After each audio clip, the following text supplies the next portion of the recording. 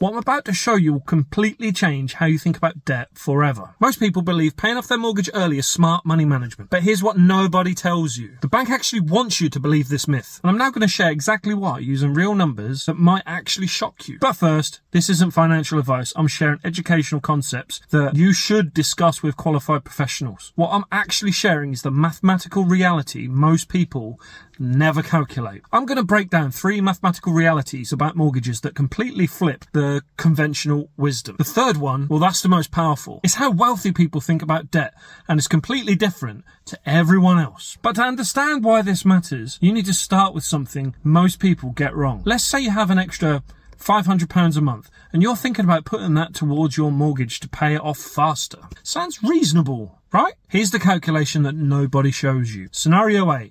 Extra mortgage payments. Your current mortgage rate is around 4 or 5%. So if you have that £500 a month for 12 months, that's £6,000 a year you can put on your mortgage. The return? Well, that's just the equivalent of your mortgage rate. So that's either between 4 or 5% depending on what your mortgage rate is. Scenario B, we actually get the money working better in a diversified investment. You invest that same £6,000. The potential growth over the next 20 years is significantly higher. At 7% compound interest, that £6,000 would be worth £278,000 in 20 years. And at 10%, it'd be worth £400,000. You're not going to build that level of wealth by paying off your home. That's called opportunity cost. Every pound you put towards extra mortgage payments is a pound you cannot grow in other investments. But here's where it gets really interesting and what people really need to understand.